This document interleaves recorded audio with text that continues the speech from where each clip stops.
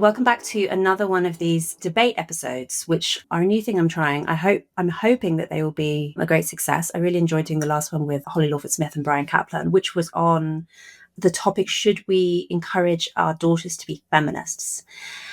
And I thought that doing something like the flip side to that and talking about men and boys would be really interesting. So I'm joined today by Kate Phelan, lecturer at RMIT at the University of Melbourne and author of a new book titled Feminism Defeated, and Johann Kurtz, author of the Becoming Noble Substack, two previous guests on the MMM podcast, to discuss, should we encourage our sons to be masculine? So obviously the opening discussion is going to have to be about what masculinity means before we can get into whether or not we think it's a good thing. And I suppose whether we specifically think it's a good thing for our sons, maybe we'll get into this, that I guess there are two questions. Is it good for society in general if men are more masculine? Is it good for our sons specifically if they are more masculine? This is something I got into a lot with Holly and Brian about the kind of the macro and the micro effects of feminism. Kate, can I turn to you first, I guess, to offer the radical feminist definition of masculinity? So in arguing against the idea that we should encourage our sons to be masculine, how do you understand masculinity? Can I start by saying something about the backdrop against which radical feminists understand masculinity, because I think that's important. Please. So that backdrop is a state that corrals women into relations of dependence on men and then abandons them. And historically, that relation of dependence took the form of marriage. I mean, it still does, but I suppose the equivalent is a de facto relationship or maybe just a sexual relationship. And I guess from the perspective of the present, the state did this more overtly or explicitly in the past, in the sense that it sort of formally recognized women or as wives as the subjects of their husbands. Their husbands could rape them. Women couldn't work, or if they could work, they couldn't keep their earnings. Men could, or husbands could, moderately correct or punish their wives. So in all of these ways, they had power over them. I guess in the law, women are said to be equal to men now, but I think their position gets revealed as one of subjection or powerlessness when that equality, I guess, is violated, right? And women turn to the state for protection and don't get it. So sure, marital rape is now a crime, but conviction rates are so low as to suggest that it remains more or less inconceivable, right? So I think the very first thing that radical feminists see when they look out into the world is a political order, right? One of male dominance, of male mastery and female subjection. And that's the backdrop against which they then look at or analyze masculinity and femininity. And against that backdrop, masculinity, which I guess we could say is virility, strength, courage, self-possession, rationality, self-reliance. Radical feminists see that constellation of qualities as a constellation that befits men's political position, right? It's a set of qualities that allows men to excel in this role that they're given by the state. And femininity is the equivalent for women. So I guess radical feminists see masculinity as as the cultural scaffolding of this political order, if you like. And certainly not as anything just biologically innate to men and women. So that these are traits that are encouraged into people. Yes, precisely. Yes, radical feminists would say this is the the product of a political order, if you like, rather than the other way around. We're mistaking the effect for the origin or something like that.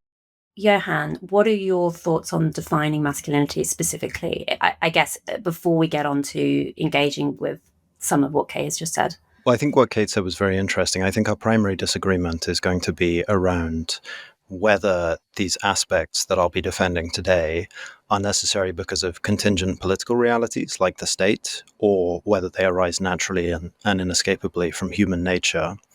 Maybe to give my equivalent of the sort of background of radical feminism, I come from a Christian tradition.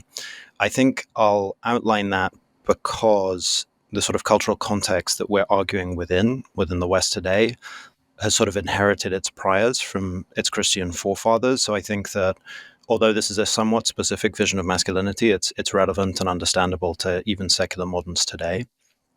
It would be something like this. We only believe in one God, so one objective morality. There's no God for women or God for men. And as such, all of us are called to behave in ways that conform to that God. And when we do so, we call it virtue.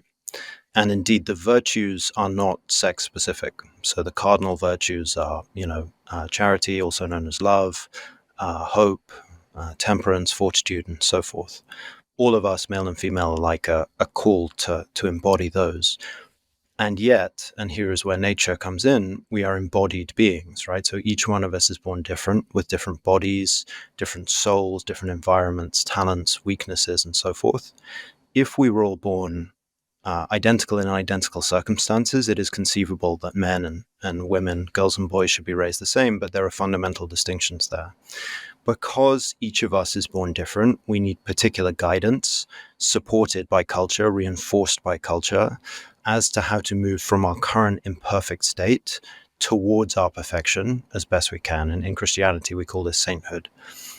We're not born in random, disordered distributions. We have groupings which cluster around shared distinctions, which are important to consider when defining our path to perfection. And some people are born in great poverty, some in great wealth. Some will have children and have to lead them, some will not.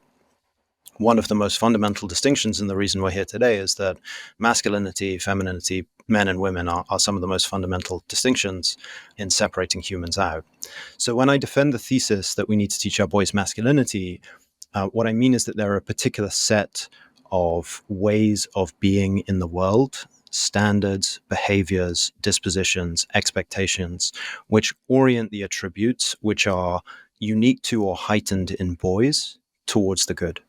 These boys will be men, and it's important that they're ready for that, and we prepare them as best we can.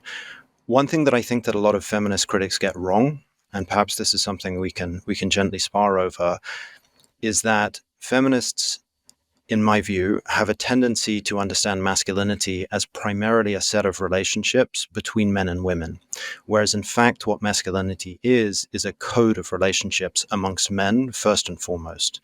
So to degrade a man's masculinity does not have the primary effect of changing women's treatment or indeed improving women's treatment. It undermines the social structures and the signaling mechanisms by which men relate to one another in bonds of friendship and brotherhood. For example, if you look at one of the sort of primary cultural artifacts of traditional masculinity, which we pass on to young men today, like the Lord of the Rings, for example, this isn't a tale of men subduing women. This is a tale of good men confronting evil in a relationship of brotherhood and so forth. So I think for our debate today to be somewhat spicy, I can't just leave it there and say, well, there you go, ipso facto, I've proven that masculinity is tautologically raising boys to be good. So maybe I'll take a more aggressive stance, a more masculine stance, and specifically defend the cultivation in boys of aggression, of dominance, of strength, of risk-taking, of leadership, of stoicism, so sort of emotional mutedness compared to girls, and how those manifest these virtues that I'm talking about in boys. Wonderful. I note that neither of you have used the word toxic. So, right. And I guess the popular conception of masculinity, which has born this idea of toxic masculinity, is that masculinity is not necessarily per se a problem, as a radical feminist position has it, but that it contains light and dark, and that there are good versions of masculinity and then there are toxic versions of masculinity which we must reject. Although I must say my impression of this popular feminist discourse is that you very rarely hear about what non-toxic masculinity might look like, and in fact it sounds an awful lot just like universal virtues or even feminine virtues, and kind of has nothing to do with specifically with men. So yeah, I'm excited to hear Johann's defense of, I guess, the sort of traits which sometimes do come under that toxic banner, like aggression, like emotional mutedness, etc. Kate, turning to you. So an argument I think that you favor, which is a kind of classic radical feminist argument, is at the risk of sounding flippant, that masculinity is almost like the 2-in-1 shampoo and conditioner, right? That it both creates problems and then solves them. So that the primary danger that women face, although not the exclusive dangers, as I'm sure we'll get onto, I think we should talk about bushfires at some point, for instance, because I know that you've only written on this, but the primary danger that women face is from men because of our physical vulnerability and particularly vulnerability to sexual violence and so on. And the key defense we have against that is other men. Yeah. So you end up with this kind of wolves and sheepdogs dynamic among men, which leaves women vulnerable to precisely the group of people that are also threatening them. Protection. Right. Do you want to expand on that thought and why this is a challenge to the idea of masculinity being desirable? Yes, I've been thinking about this recently. I think Mary Harrington in her book proposes that marriage provides women with some protection. And so I've been thinking about this recently. And I suppose is this a bit of a recent argument for rehabilitating a certain version of masculinity, that men can be the protectors of women? And we face this persistent problem of sexual violence. And I think, well, men are the threat to women against which they're then offering themselves as protection. So there's a bit of a protection racket going on there. And men can only offer themselves as protectors of women if the state is absent. And so I suppose I've been like thinking about masculinity, like coming into this. Actually, there's maybe a way in which we overstate the sort of the significance of masculinity or how bad that is. Like perhaps the primary problem is actually that women don't have protection from that. I mean, maybe masculinity couldn't be the problem for women that it is if the state weren't absent and didn't provide women with protection. But certainly, I think masculinity can't be the cure for the problem that it is. Is that protection from the state not offered by men? Admittedly, not men with whom women have a sexual relationship, etc. Like it's an abstract kind of protection, but it is still. I mean, police officers are overwhelmingly men. Everyone, up until recently, everyone involved in the criminal justice system was male, pretty much. So, are we not in substituting the personal protection of the husband for the state's protection, and we're not just swapping one man for another group of men? But not men as men, right? Men as representatives of this is a good point, perhaps, or a bit of a warning to feminists about perhaps being cautious about what the state is. I do think there would have to be reform of the state, maybe radical reform for it to protect women. But I do think there is an important distinction between men acting as husbands or partners of women and men acting as representatives of the state, a sort of a neutral party that owes something to men and women as citizens. Yeah, and do you want to respond to this 2-in-1 shampoo and conditioner problem? Yeah, well, I think part of the problem with it is that it, if I'm understanding it correctly, is that it projects order and harmony in terms of the sort of masculine consciousness and grouping, where in fact there is significant disharmony and fracture. So in the sort of post-lapsarian world after the fall, men are not all the same, right? So there are good men and bad men. And this argument sort of projects a single advantageous, a coherence, even a conspiracy of men to sort of force women into a situation in which they're both the giver and taker of protection in order to achieve subjection. There's a few directions I want to take this in. For starters, I'd be curious about the counterfactual. So what would the world look like if this isn't the case, is essentially my question. If the idea is that all our relationships are defined by men forcing women to trade sex for protection, is the counterfactual that in an ideal world in which this protection was not necessary, women would not have sex with men or would have sex with different men who couldn't protect them in our fallen world, but in this perfect world are newly attractive for some reason?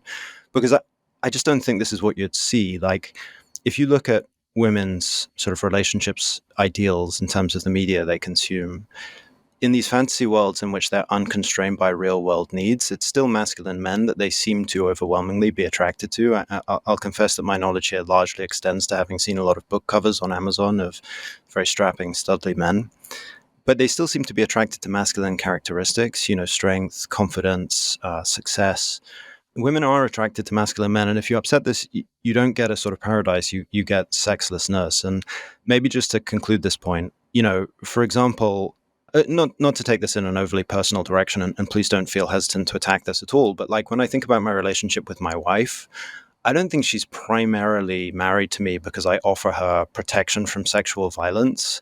Like, she's away from me for most of the day.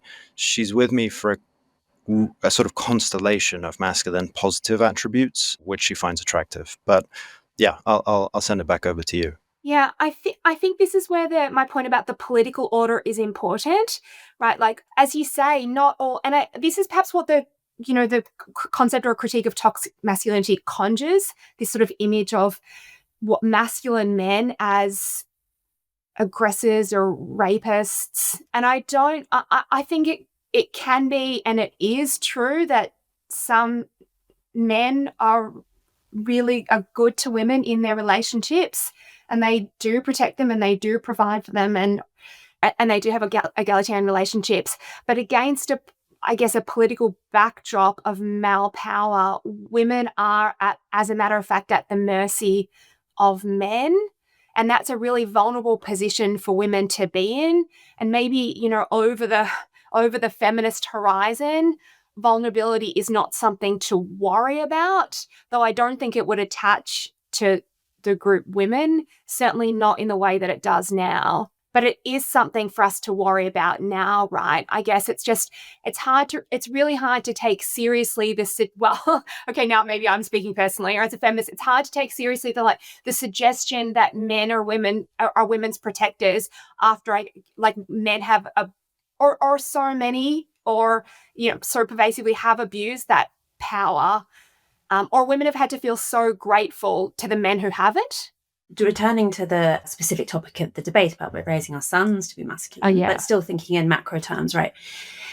Is there not a kind of game theory problem here? So if we as a community, or even as a nation, decided that we would discourage our sons from being masculine because that seemed to be better for our nation, our community, would you not end up, there are various ways in which men can be threatening to women. It can obviously be within a marital relationship or within a community. And, I do think that I've read you, Kate, compare this to kind of like a Sicilian mafia arrangement, where men kind of band together to intimidate women. I think that there's one area where I think that's actually very persuasive, and it's when it comes to kind of communal mate guarding. And there is an idea within evolutionary psychology that one, patriarchy is in the more tightly defined way, where women really are excluded from positions of power, which is not true in our contemporary societies, but in the more old-fashioned sense, is a way of men pooling the work of retaining paternal certainty by basically all collectively keeping an eye on their womenfolk, because one man cannot always monitor his wife if she's at risk of being unfaithful to him. But if the whole community adopt norms where women are very restricted and can't spend time with unrelated men and so on, then you end up with this kind of collectivization of the task, which makes it more effective. And I think actually there is a kind of Sicilian mafia effect there, which I think rings true. But there's another way in which women are at risk from male violence, and that's through external men. So men in other tribes traditionally, or other nations, or basically completely outside of your community, men who are not interested in what your community thinks about masculinity, who aren't going to be changed by us adjusting our moral assessment of masculinity. And Kate, I guess to you, although Johann, I'm sure you have thoughts on this as well, what do you make of that distinction between, I guess, intra-community and extra-community threat to women? I wonder if this is where our conception of masculinity does matter. And Johann, I know you said earlier that our primary disagreement might be over whether masculine qualities are more innate, if you like, or whether they're the product of patriarchy. I think that's one disagreement, but I do wonder whether another disagreement might be about the content of masculinity, or about which qualities are defining of it. Because Louise, I was thinking that I think radical feminists think that, or I guess what they notice is that the test of masculinity, it seems, is, or how men how men prove and sort of fully attain masculinity or manhood is by possessing women, right? And they think it's not coincidental that masculinity is really tied to the sex act and that the sex act is conceived of as conquest. So I suppose that is just to say what the radical feminist sort of critique and condemnation of masculinity is this sort of like, is it conception in which, like, I guess virility is central, and it's maybe not. So I think we would be open to the cultivation of maybe qualities like aggressiveness and strength and courage, certainly, although we might say we could train those in women too. So there would still be people who could do the role of protecting. You just don't have to have this constellation of qualities that is masculinity. Right. So you could designate a certain group of men towards the task of defending the community without necessarily cultivating in all of our sons. Is that am I understanding you correctly? Yes. I guess I'm wondering whether, in the feminist future, would we think that this is a role for men? Maybe we would, because maybe there are because of male physiology. And so then it might be I guess it could even still be all men. It would just be that it's still not the whole constellation of qualities that currently go under the banner masculinity. Johann, to you, what do you think? I have a lot to respond to from the last 5 minutes, so forgive me if this comes out in a slightly unstructured format. The first thing I would say is that it is interesting and perhaps true that a major arbiter of whether or not a man is a man is whether he has sex with women. But I think this is an expression of women's power, not men's, because the ultimate test for whether you have achieved success and worthiness is a woman consenting to be with you. And so what toxic masculinity is an entitlement towards women where it is undeserved, whereas what traditional masculinity is the legitimate attaining of status and success to a degree that you are voluntarily desired by women. Now, masculinity is, of course, much more than being attractive to women, but that component of it, I think, works out like that. That is why we have this concept of what it is to be a man, because one has a standard that one is expected to meet based on various attributes.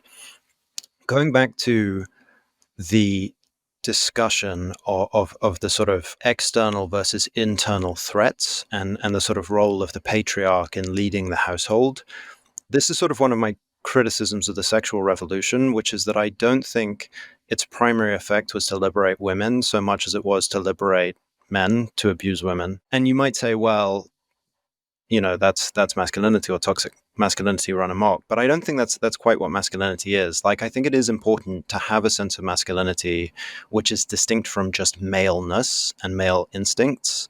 I think that it is important not to have a masculinity which is shorn of virtue or value, such that it also covers predatory men with this sort of nice title of masculinity. Because I think that what separates masculinity from maleness is the presence of these virtues. Like, I don't think good men are in a conspiracy with evil men. Like, I'm not sure how that would map onto an example. Like, for example, the sinking of the Titanic, which is another one of these kind of wildfire or external threat situations in which a majority of the women of all classes survived, but upper class men, almost to a man, went to their deaths voluntarily. And that wasn't a sort of transactional sexual exchange. I think that was an expression of genuine masculine sacrifice in accordance with the expectations that men place on each other as to the sort of like complementary relationship between leading and sacrifice and duty. So I do think virtue is a central part of what we need to discuss here. It's interesting on the Titanic, that so much the contemporary response to it in England was that it was a sort of eucatastrophe. It was terrible, but also in a sense it proved that the mettle specifically of English men in a way that was celebrated at home. This question of choice, that the women choosing men, I feel like I should come to you on that, Kate, because I would guess that you would have a more complicated view of that. So when men express true masculine virtues such as that women will choose to be with them, so they're not buying sex from prostitutes, they're not raping women, they're having women select them as permanent mates, is that not a sign of women's admiration for those masculine virtues? Yeah, I guess this brings femininity into the picture, right? Radical feminists are going to say men are socialized into masculinity, women are socialized into femininity. And McKinnon would say we're being trained into femininity is being trained to desire and to find attractive men who have the qualities of the sort of the conqueror. So it's no surprise that women choose those men or that they consent or submit. And the implication of that is that these sexual relationships look mutual when in fact they are relations of hierarchy. I don't think, Johann, that the traditional Christian view that you're espousing would reject the idea that these are hierarchical relationships, just that their being hierarchical is not necessarily bad. Am I right? Yes, although Kate, it looks like you want to respond, so you go first, and then I'll take it on there.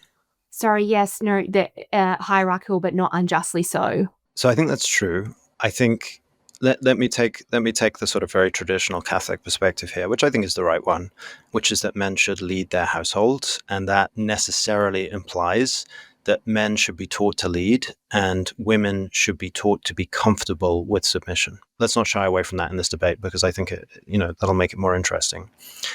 However, hierarchies don't stop at the top of a household, right? So when I say that men should lead, what I don't mean is that men should be free to do what they want. Household leadership is always bound up with answering to higher powers, to the law, to the state, and to God.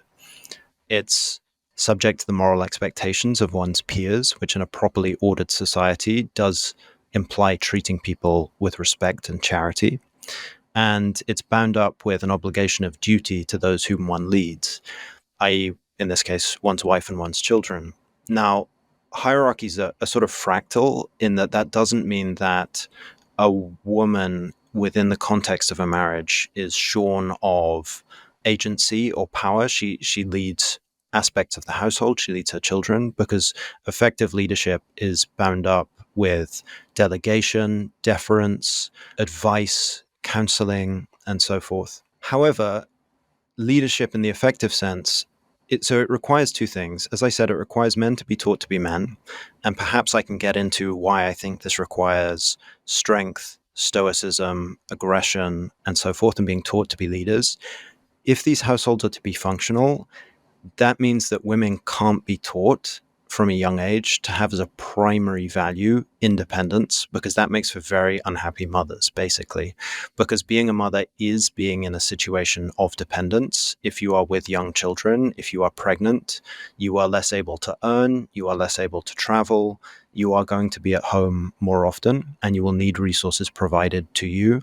And I think, one of the things I found as a father, with my kids is that I found one thing very difficult is that I was kind of straining to go out and earn work became a consolation when I was a father, because I think I've always been taught and it comes naturally to me to be independent and roam. Now, you might answer that same instinct is true in women, but if they are to be somewhat happy in a position of a deep relationship with a baby, with children, with other family members primarily tied to the home, I think some comfort and some projection of an order and a justice of the kind of hierarchical relationship that I'm describing is necessary. The alternative is some kind of totally different arrangement with regards to either children are unnecessary or the entire structure of a household is different, and maybe we can return to that. I think it's unnatural, and I think it's unrealistic and a little bit utopian. To sort of put a point on my point here, I don't think that there's anything shameful about accepting the leadership of another. Like it's accepting order. We sort of all desire the sublimation of the self into hierarchies, into orders. This is true for women, but it's also true for men in different ways. Like this is very silly, but there's an account I follow on Twitter called Testosterone Aesthetics, right?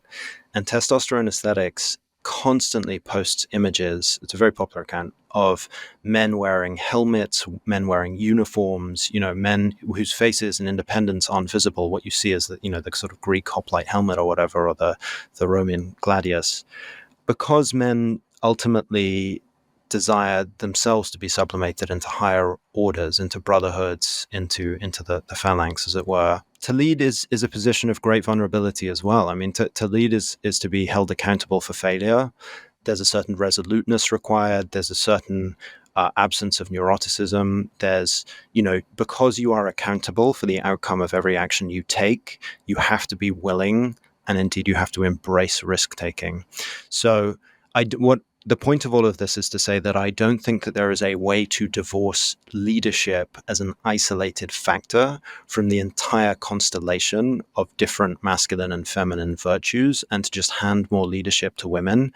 It requires a total reconceptualization of the way we raise people. We'd have to challenge our views on the natural instincts of men and women and so forth. And maybe that's what the Feminist Project is, and we can get into the specifics there. Kate, do you want to respond? Yeah, I was going to say it's precisely what the Feminist Project is, right? The feminists don't deny that that it is, or of course, from the perspective of the here and now, it appears totally utopian. Radical feminists are after an entirely different world, a world that is, from the here and now, inconceivable. But it's hard. I guess it's hard to make this, like, if you said all of that about race, I think that we would shudder, right? It's just that we're, in the case of sex, you and I just do have different views about men and women here, I think. I just don't think women are made to be led. And maybe the cat's just out of the bag here for me, like this feminists opened my eyes to this possibility, and now I can't unsee it. And I want us to get a go at that experiment in living. I was interested, and I was thinking about this earlier, Johann, when you said having power, being in a position of power doesn't mean unchecked power. And I was wondering earlier, like, what for you is the role of the state? Or, because this is something a feminist would say, right? That men have had duties to women in name only because women have had no recourse. So like men have had, normatively have had the role of provider, but when they don't provide, women can do nothing about that. And that's that's a vulnerable position for women to be in. So if I may, I think that there are two really central, really interesting political questions that we've got to here. One is this question about hierarchy and whether hierarchy is permissible, because I think my personal view is that this is the key thing that defines left and right, that the right are comfortable with hierarchy, that think that natural hierarchy exists in the sense that some people are better suited to different positions within the hierarchy, and that it ought to be that there are better and worse forms, that basically this is a fact of life that we need to not just accept but embrace, whereas the left are generally opposed to hierarchy, full stop, with the exception of some. So a classic example would be the parent-child relationship, where there are only a very few kind of very radical people on the left who think that the parent and child relationship hierarchy should be flattened. They do exist, but they're very unusual, right? But in terms of adults, and particularly in terms of races, as you've said, Kate, and also the sexes, the left's view is generally that there should not be a hierarchical relationship. So that's one issue which is probably irreconcilable within the space of this episode, because that's a very important source of political conflict. The other question is this issue of innate natures, which is an empirical one.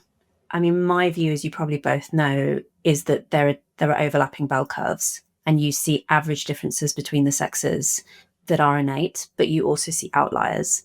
And trying to deal with those outliers within your political system is quite challenging, because often the outliers really flex against any kind of rigid gender roles.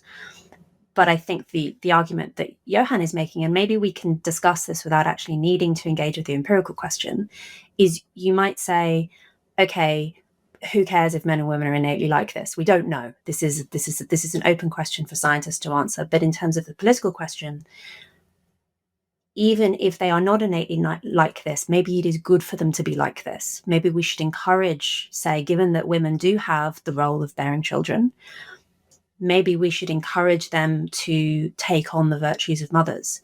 And given that men are tasked with, say, defending the community, maybe we should encourage men to be more aggressive, be more stoical, etc., etc. So if we try and set aside the blank slate question, which again is an enormous question, and maybe returning again to this question of our sons, how do you want our sons to behave?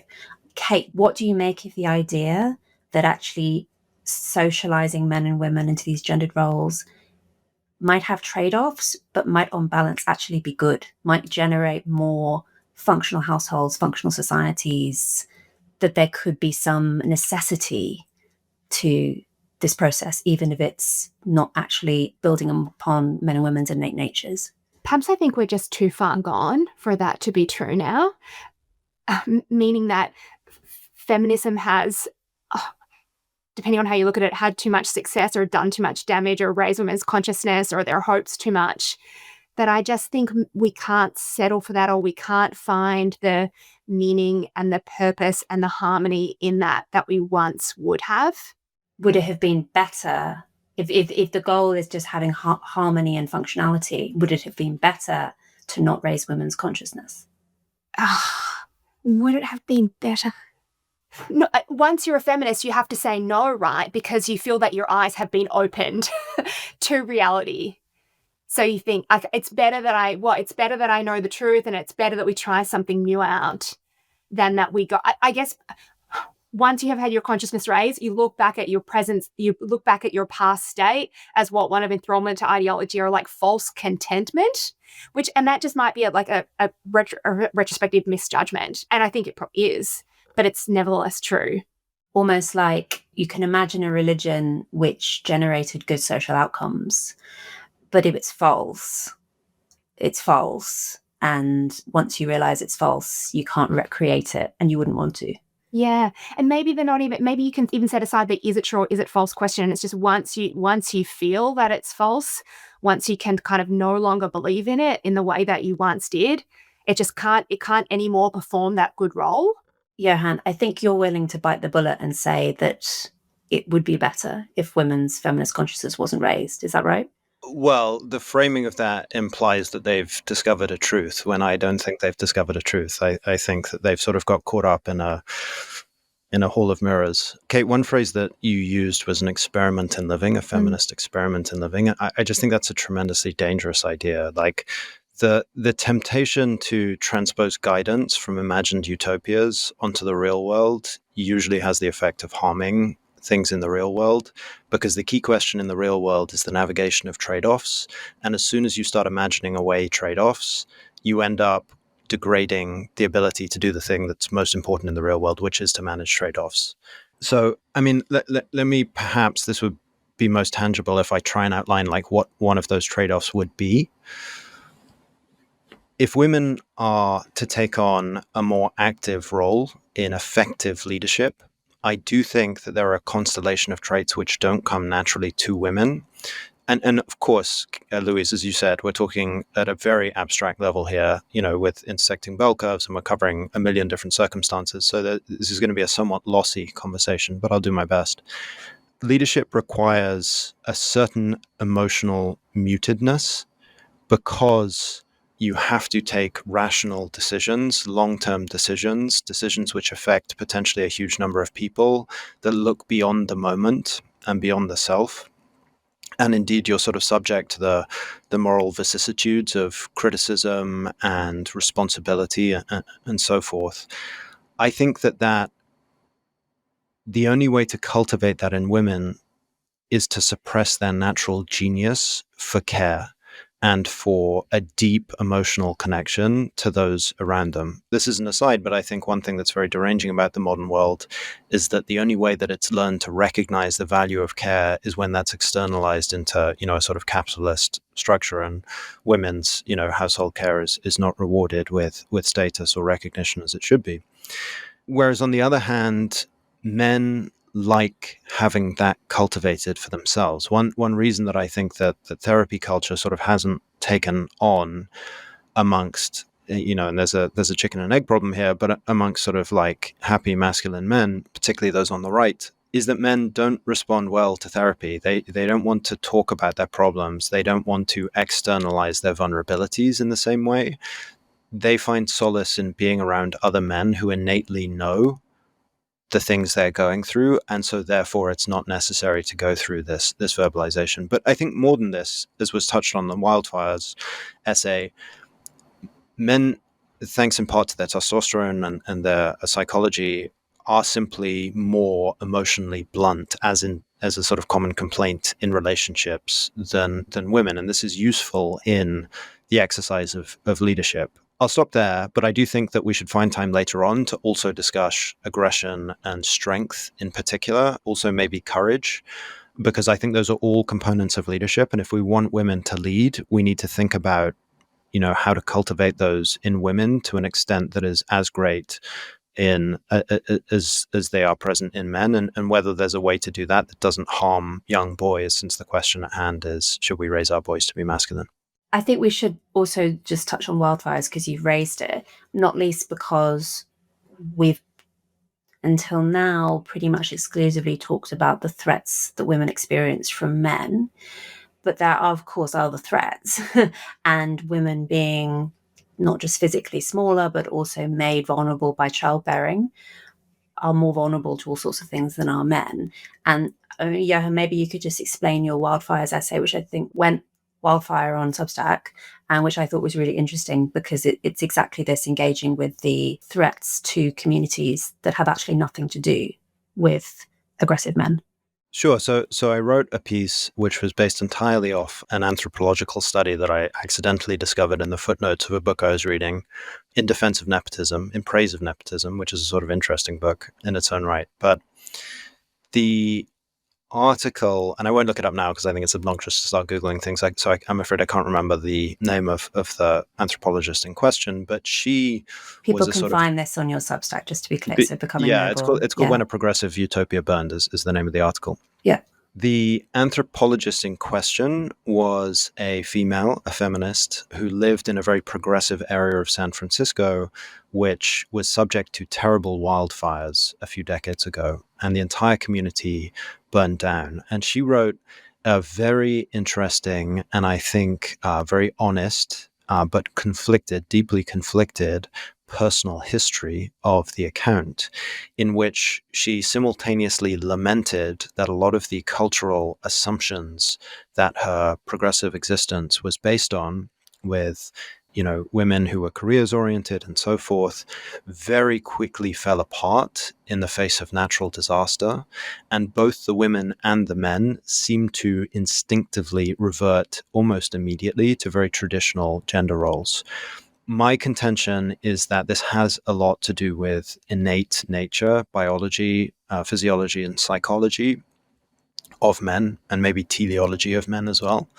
So, for example, the men recovered psychologically from this disaster very, very quickly compared to the women. They went out, they started negotiating with insurance agents, they collectively started rebuilding certain things, they negotiated contracts for building materials and so forth, whereas the local psychological care services noted that women were in care for much longer than men as a result of this disaster, as a result of the loss of social networks, in particular these deep emotional relationships that they had with their friends. As many people moved away, their relationships were broken.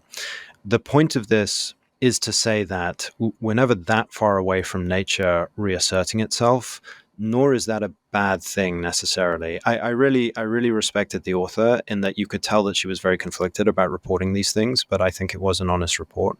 And as such, it serves as a very sort of interesting artifact because I think it's as unbiased as possible to be. Coincidentally, I wrote something about bushfires a little while ago, and I looked up the roll of honour for the Victorian CFA, which of course Kate will know all about, the Volunteer Firefighting Service. So these are men, these are people, these are volunteer firefighters who've died in the history of Victoria, and it is overwhelmingly male. And the CFA now make a point of trying to recruit more women. And of course, women, there are various roles in the CFA that aren't necessarily sort of frontline firefighting. So women can, of course, contribute. And of course, women contribute to emergency relief in all sorts of ways, as detailed in the piece you explored, Johann, in terms of provisioning food and things. But yeah, I mean, I think that we have to accept that at least most of the time, vast majority of the time, the people who are most likely to step up in those circumstances are men in fighting those kinds of disasters. This episode is sponsored by Relay, one of those brands that is just such a perfect fit with MMM. I think what they're doing is excellent. So Relay is an app that helps people to stop using porn. It's therapist accredited and has been designed around the most robust therapeutic principles. It's community-based, there's a chat function and live meetings with other members who can provide support and accountability. It encourages daily check-ins, and over time, users come to understand their own thinking and behaviours and patterns of pornography use. So what factor is it that makes you fall off the wagon? What can you do, and what support do you need in order to stop using porn? Porn is basically everywhere on the internet, which is why all of Relay's resources are housed within the app. So there are fewer temptations to stray into other parts of the internet and potentially damage your recovery, something which can't be said for the other porn recovery apps. Relay has already transformed the lives of thousands of men and the lives of their partners. The founders are extremely mission-based. They recognise the harm that porn does to marriages and to families. Their goal is to help men become better spouses, fathers, and friends. If you personally want to try Relay, or if you know someone who could benefit from using it, use the code Louise at checkout for a 7-day free trial. Head to joinrelay.app/Maiden. That's joinrelay.app/Maiden and use the code Louise at checkout. Find lasting freedom today.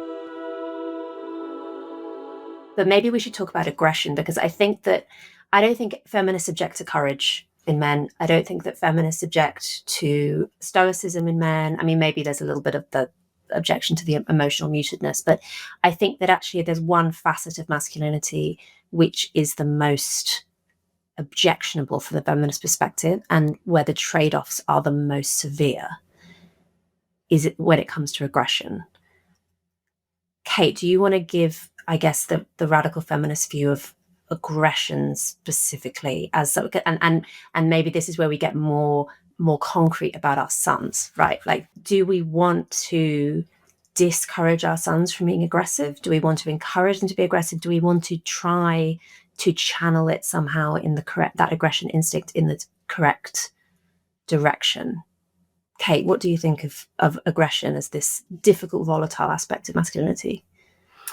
Well, I'm not sure that radical feminists even object to aggression in and of itself. They object to masculinity insofar as it consists in aggression toward women, I suppose, or they object to the sort of eroticization of male dominance.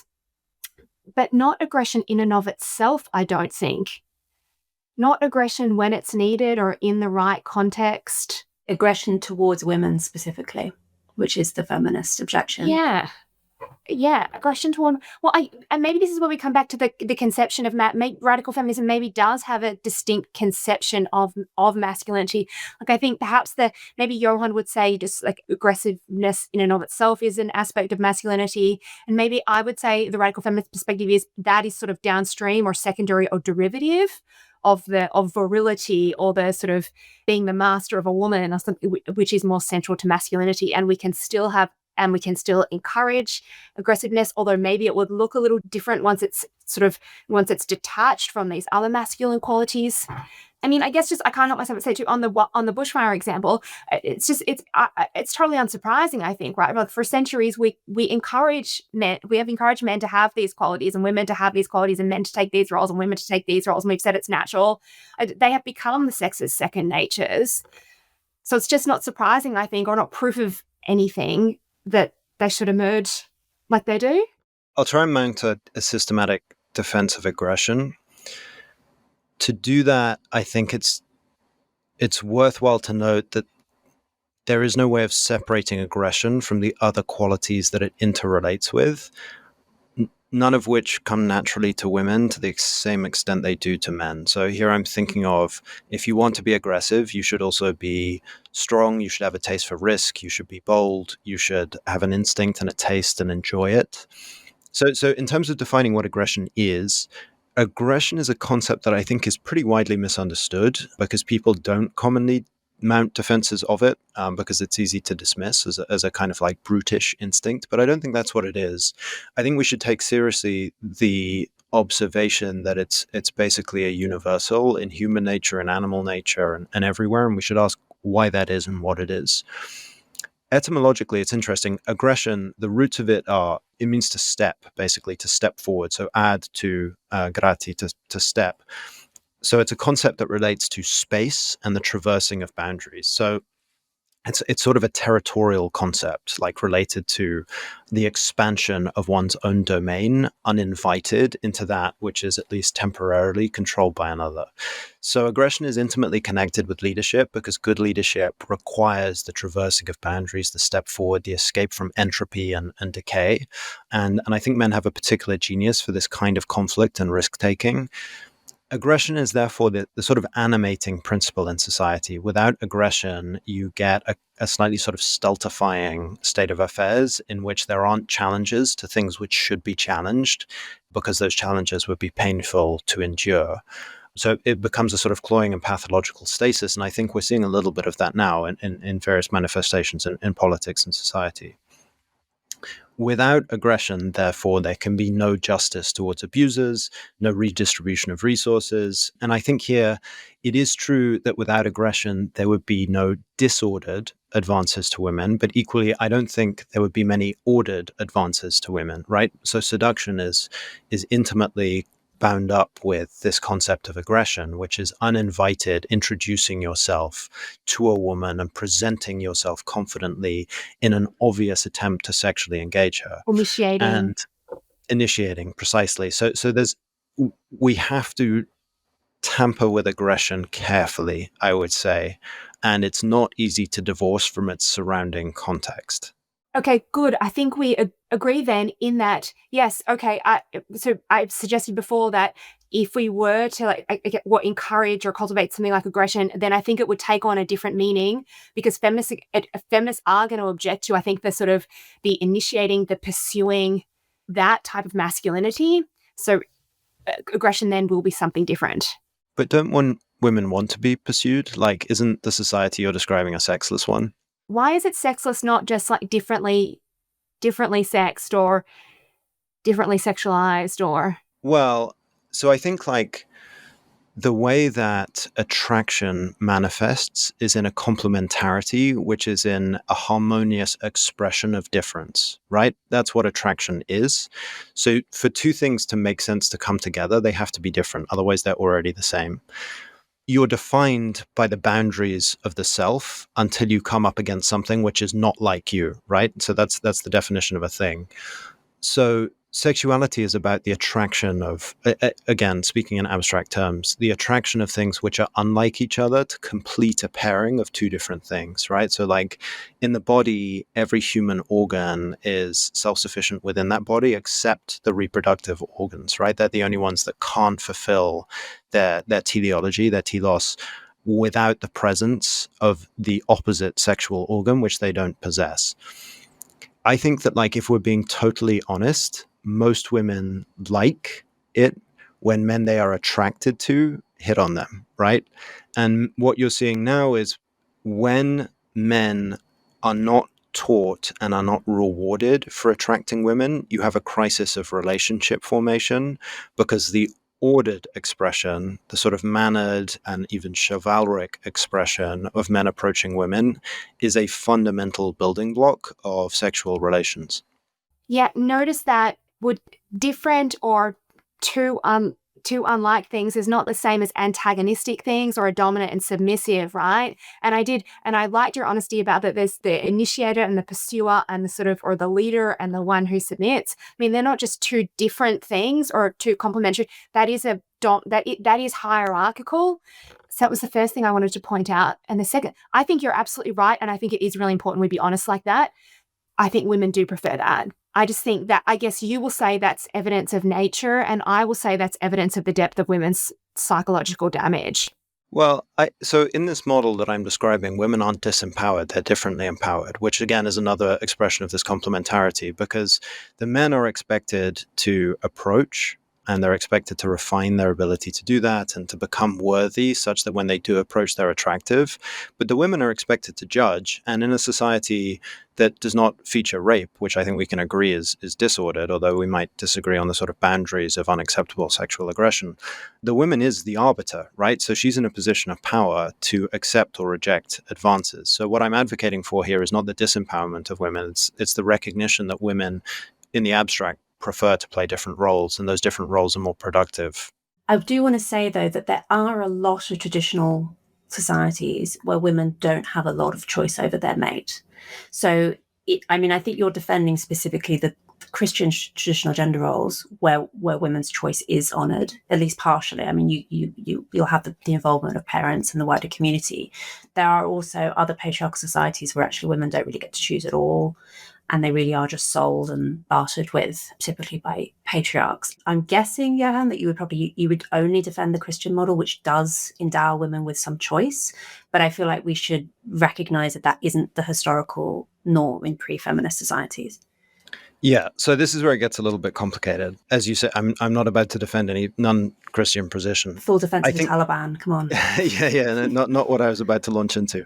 I think there's a tension here in a few directions. The first is the notion that women do not have choice in the model you're describing, but men do, which I don't think is true to a huge extent. But more than that, what I'm hesitant to defend is unlimited choice, which has taken on the expression of the so-called love match in contemporary society, where people do not factor in to their decision to choose a partner the wishes of their family, their extended family, the productive economic circumstances that would be necessary to raise a stable household capable of raising children. So we've sort of taken what I think is a good and was to some extent balanced, although I'm certainly not going to defend, every instantiation of this, a sort of healthy mix between, okay, here's a limited selection that you can choose from because, they're local, they're the right age, they're economically productive, we know their family, we trust them, they have a local reputation and so forth, so choose the one you like the most, which is something, that you might see in Middle England. Versus the contemporary, here are 100,000 Tinder swipes, you can choose the one you like the most. That expansion of choice brings with it its own disorders like paralysis selection, and it causes partners to match on suboptimal variables. So again, to take the more problematic position in the hope of fostering some exciting debate, choice is important for both parties, but it's not everything. The final thing I'd say is that men are bound up in this too. What I don't want to happen is the background assumptions of this debate to be that women are perfect, and every time you get a woman, you're gaining this perfect thing that you would not have access to. Being bound to a woman for life is a complete blessing, but it's also a challenge. And, supporting a woman and, protecting and loving and being in the company of a woman is not nothing, right? I don't want to leave uncalled out that a woman accepting a man in marriage is a sacrifice, whereas a man accepting a woman is some kind of unconstrained blessing. Kate, your response? Well, I was just thinking that have we gone awry I feel like we've just introduced the liberal vocabulary of choice, and it doesn't belong to maybe all three of our worldviews. Johann, it seems kind of, I don't know, perhaps a little strange or incoherent to talk about choice when, okay, so as I understand you, men have a particular set of duties and women have a particular set of duties, each to the other, right? And I guess I just wonder if in that terrain, it really makes sense to talk about choice. And I was thinking before, when you talk about women being the arbiter of sexual relations, that has, even in your world, never been the case in that women have had sexual duties to men, or at least in certain relationships, right? So the question of choice just doesn't arise, I think. And it never, I guess if you see yourself as having a duty, then it just never would arise. And for the radical feminists too, I think choice is neither here nor there, in that what matters is again, the political reality or the political order. And individual women might absolutely are choosing. It's just that in a political context in which they have powerlessness, if they don't choose, men can and do proceed anyway, and the state does nothing. That's what radical feminists object to. Well, I should clarify that the specific choice that I was defending was the choice of suitors, so sort of before marriage, specifically the ability to say no.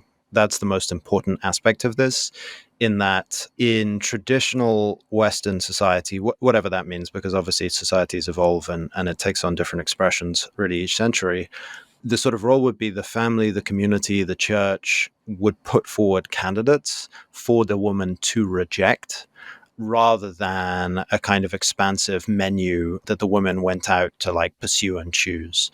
And there was an entire social infrastructure of events, of worship, of, family relationships and so forth that underpin this. And I would say that the loss of that is, again, part of the underpinnings of the sort of relationship recession.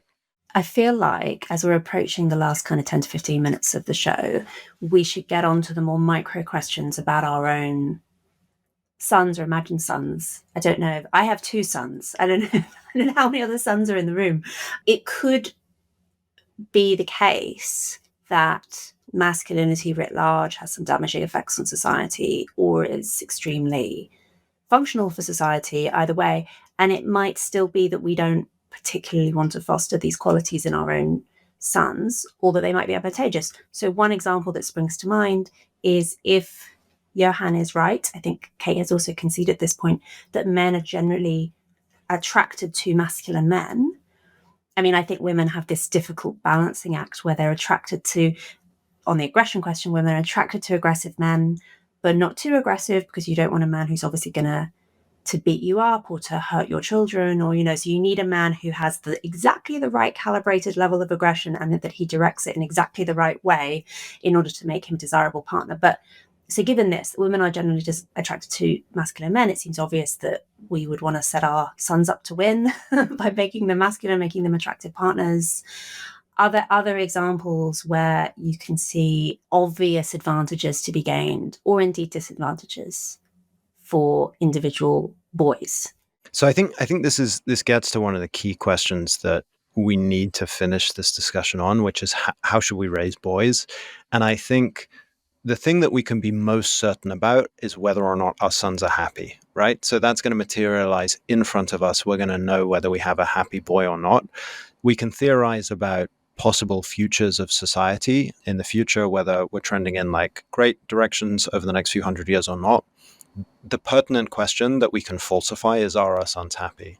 And maybe here I can sort of tie in this question of the cultivation of strength, physical and to some extent psychological as well, which is something I wanted to discuss. Specifically, how can we make our boys happy by teaching them strength? And would it interrupt this process if we try to do this in a gender neutral way? So if we try to teach girls the same strength that we teach boys? Starting observation, boys are born stronger, and they get stronger still as their testosterone kicks in. They'll grow larger and more muscular. They'll feel a natural urge to compete with other boys in rough and tumble contests, which are relatively rare to organically emerge in girls' groups without external intervention. To me, it's obviously clear, as I've said before, that there's a need to teach boys ways to give these instincts virtuous expression, which typically means introducing them to ritualized forms of combat that we call sports. That's not to say girls can't be interested in sports. I'll return to that in a second. The first thing to say is, and I don't think you contest this, Kate, that these natural gifts, i.e. greater strength and so forth, aren't mere liabilities to be suppressed, but they are natural geniuses which should be cultivated and which should be enjoyed by boys, as indeed they do enjoy them.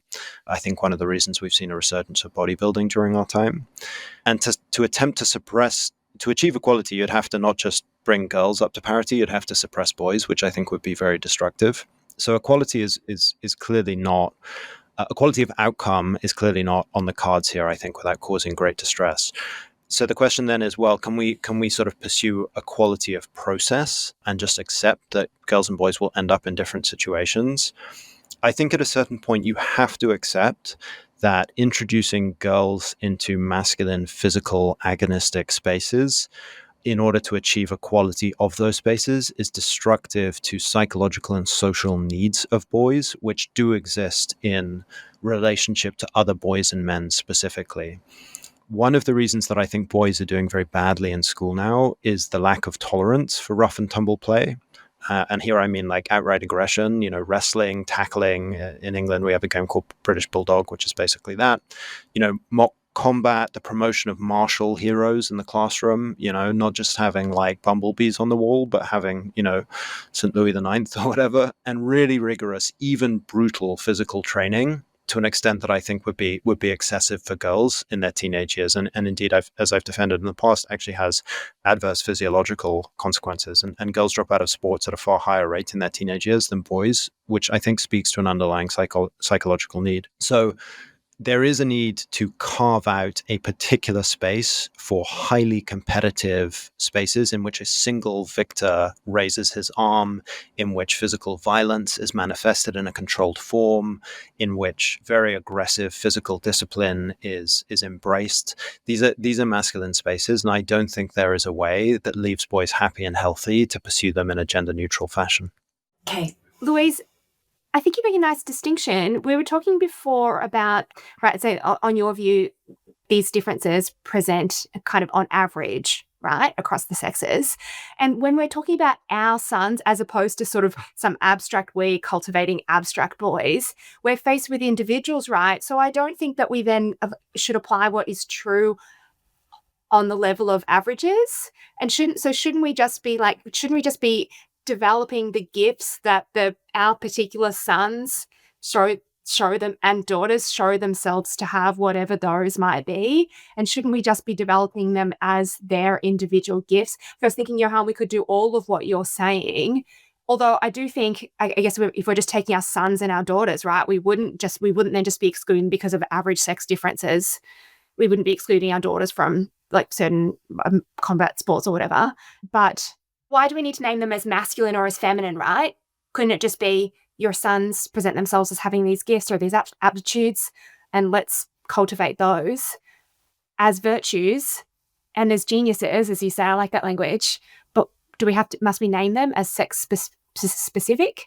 So I think so, accepting the inevitable presence of maybe a great number of outliers. The reason being that, as I've tried to defend, this is an entire constellation of attributes which are interlinked in subtle ways, and that by having terminology which transcends all of them, so strength, aggression, leadership, and so forth, in an archetypal fashion, it's easier for boys to find examples and attach to heroes.